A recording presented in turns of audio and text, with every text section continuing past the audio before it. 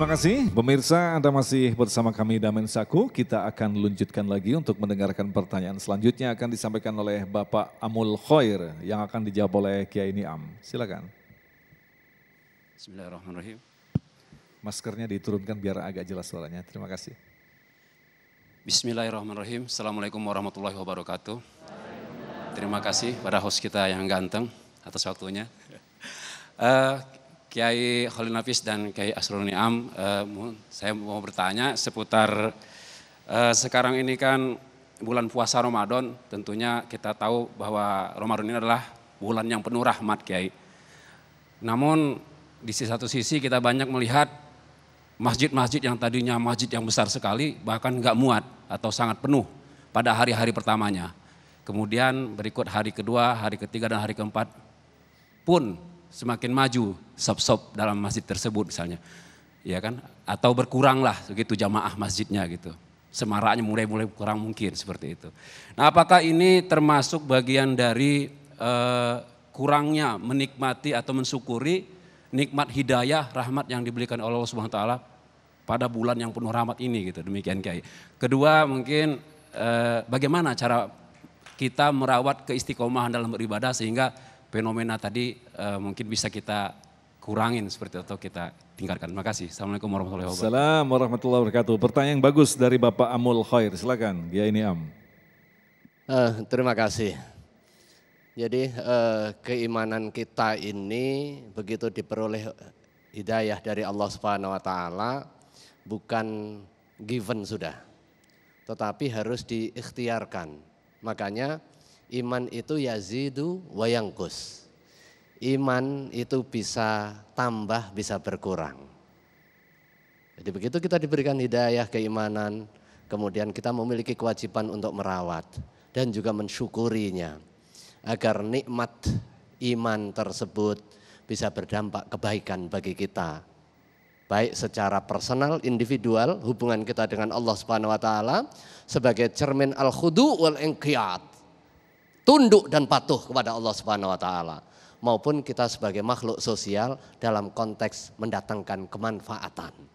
Karena indikator kita manfaat atau tidak di dalam konteks relasi sosial itu adalah sejauh mana kita mendatangkan kemaslahatan. Khairukum anfa'ukum linnas. Sebaik-baik kalian adalah mendatangkan kemanfaatan bagi sesama. Sekarang lihat fenomena. Di hari pertama, hari kedua ini masjid penuh, bahkan sampai menggelar tenda di luar. Hari ke-10, hari ke-11 ada kemajuan. Maju softnya. Nah, ini sebagai cermin sekaligus bukti bahwa al-imanu yazidu wa yanqus. Wa ma summiyal qalbu illa litaqallubihi. Enggak dinamakan hati karena kecuali dia bolak-balik. Begitu awal mau datang Ramadan, banyak sekali nasihat-nasihat sehingga yang tertancap di dalam otak kita, kita harus mengoptimalkan ibadah di bulan Ramadan.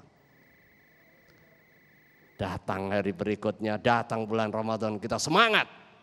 Setelah itu udah mulai ada bisikan belanja, bisikan kuliner dan lain sebagainya. Tarik-tarikan ini.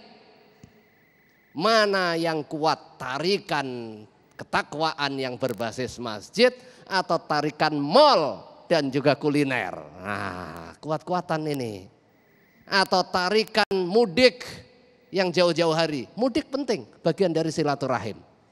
Tetapi kalau mudik dilakukan dengan mau membanggakan harta kekayaan, dengan mau membanggakan jabatan, menunjukkan mobil baru, yang ada adalah hangus semua kebaikan-kebaikan itu. Disinilah pentingnya hati. Sama kondisi yang tadi itu, kenapa maju? Bisa jadi karena hati kita belum tertata. Dan karena itulah ada ekspresi di dalam keagamaan melalui instrumen khutbah Jumat. Setiap Jumat diingatkan wasiat takwa yang merupakan rukun khutbah itu. Ittaqullaha haqqa tuqatihi wa la tamutunna illa wa antum muslimun, atau usikum wa nafsi bitaqwallah. Karena pada hakikatnya kita terlahir dalam kondisi fitrah, tetapi bisa jadi karena pengaruh teman, pengaruh godaan dunia, pengaruh pergaulan dan lain sebagainya, kemudian menggeserkan kita dari kelempangan Shiratal Mustaqim kepada belok. Dibalikin lagi, balikin lagi. Disinilah pentingnya kita tiap hari belajar, dan terus belajar. Belajar istiqomah tentu saja. Baik, selanjutnya kami persilakan kepada Ibu Imas yang akan dijawab oleh Kiai Khalil Nafis. Silakan Bunda. Assalamualaikum warahmatullahi wabarakatuh. Terima kasih saya telah diberikan kesempatan untuk bertanya kepada Pak Ustadz. Pertanyaan saya, hidayah apakah yang dikhususkan untuk manusia dan tidak diberikan kepada makhluk lain? Dan pertanyaan yang kedua, apakah semua manusia akan diberikan hidayah? Terima kasih. Wassalamualaikum warahmatullahi wabarakatuh. Kita sering menutup pertemuan dengan wabillahi taufik wal hidayah, wabirridha wal inayah. Assalamualaikum warahmatullahi wabarakatuh. Kan begitu. Seringkali lupa kita antara makna itu. Wabillahi taufik itu hidayah yang menyesuaikan orang antar keyakinan dengan syariat Allah. Itu hidayahnya untuk mendapat taufik. Ada orang dapat hidayah berimannya tapi syariahnya salah. Akhirnya apa? Bisa kemana-mana. Contohnya haji ke Borneo. Ya kan? Bikin ke sana tuh. Orang-orang yang mau bikin tempat haji tersendiri. Kemudian juga ada orang-orang yang mengalami kesesatan-kesesatan di dalam keyakinannya itu. Memaknai Al-Quran, memaknai hadis. Bahkan barangkali mereka pengen beriman tapi dia gak pakai guru. Akhirnya memaknai agama tadi salah-salah. Itu mereka dapat hidayahnya, petunjuk imannya tapi tidak dapat taufik di dalam syariahnya. Nah, kita wabillahi taufik wal hidayah. Al-hidayah ditunjukkan oleh Allah kepada apa? Pengakuan. Hidayah, hudan. Ya. Hudayah. Kepada hidayat kepada kita. Linah tadian laula an hadanallah. Allah yang berikan hidayat dan semuanya ditunjukkan oleh Allah. Sampai orang ada pengakuan. Dia mengakui tapi dia tidak bisa melaksanakan. Ibu bapak barangkali mengakui semua kalau sholat malam itu adalah sunnah. Dan bahwa kalau kita ingin mendapat kemuliaan wa minal laili fatahajjat bihi nafilatan lak. Kita diperintahkan untuk sholat malam. Tapi kita ini belum tergetar untuk sholat malam. Gak ada yang dia sholat malam. Orang tahu kalau puasa ini baik, kesehatan baik. Ya kepada juga rohani kita baik. Tapi kok males banget mau puasa. Itu berkenaan dengan hidayah. Jadi hidayah kita ada hidayah lil iman, ada hidayah untuk lit taufiqi li syara'i'illah. Hidayah petunjuk kepada syariat Allah. Ihdinas siratal mustaqim, siratal ladzina an'amta 'alaihim, ghairil maghdubi 'alaihim waladdallin. Jalannya hidayah orang-orang yang kau berikan nikmat. Nikmat hidayah adalah para nabi, para rasul, Nabi Muhammad, para sahabat, tabi'in, para ulama. An'amta 'alaihim itu nikmat Allah kepada mereka. Ghairil maghdubi waladdallin, bukan mereka yang ingkar kepada Allah. Apakah karena menganggap Allah itu adalah Tuhan lebih dari satu? Atau menyembah berhala, menyembah yang lain? Tidak. Tetapi yang menyembah hanya kepada Allah subhanahu wa ta'ala. Itu hidayah yang akan kena pada kita. Apakah semua orang akan mendapat hidayah? Allah akan memberikan kepada seluruh hambanya yang Allah kehendaki. Oleh karena itu kita hanya bisa menunjukkan tapi Allah yang memberikan. Tadi kita bisa irsyad, bisa membimbing. Makanya tidak otomatis anak nabi itu adalah menjadi nabi. Bisa menjadi orang yang inkar seperti Kan'an.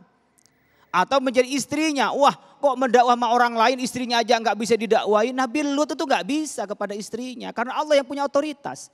Oleh karena itu Bapak Ibu sekalian jangan berhenti dong jadi ustadz. Wong istrinya aja nggak bener, anaknya nggak bener, nggak ada alasan. Ustadz. Yang nggak boleh jadi ustadz jadi kiai kalau dirinya nggak bener terus jadi ustadz jadi kiai. Itu yang nggak boleh. Tapi kalau soal istrinya, soal anaknya, temannya, Karena itu otoritas Allah yang enggak boleh kita lima taquluna ma la taf'alun kabura maqtan indallahi an taqulu ma la taf'alun. Ku anfusakum, mulai diri sendiri oleh kita. Jadi kita yang harus diperbaiki oleh diri kita untuk kita dapat hidayah baru kepada orang lain. Kepada anak kita bisa berdakwah, kepada istri kita berdakwah, tapi bisa kena bisa tidak. Jadi semuanya Allah bisa memberikan hidayahnya, tapi juga Allah bisa juga tidak. Oleh karena itu selain upaya-upaya kita harus dengan doa.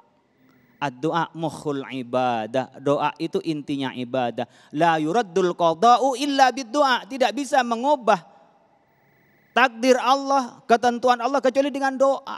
Ini mumpung Ramadan, waktu mustajab untuk doa. Punya anak kurang baik, doain, bukan diomelin terus. Minta pada Allah. Sujud tengah malam, ya Allah kok anak saya begini. Ya Allah umpamanya, bagaimana rizki hidayah ini ya Allah, termasuk juga ya Allah yang belum punya jodoh mudah-mudahan dapat jodoh ya Allah. Aminnya kencang banget. Baik, terima kasih. Kita akan lanjutkan lagi untuk menjawab pertanyaan selanjutnya selepas pesan-pesan berikut ini. Damai Indonesiaku.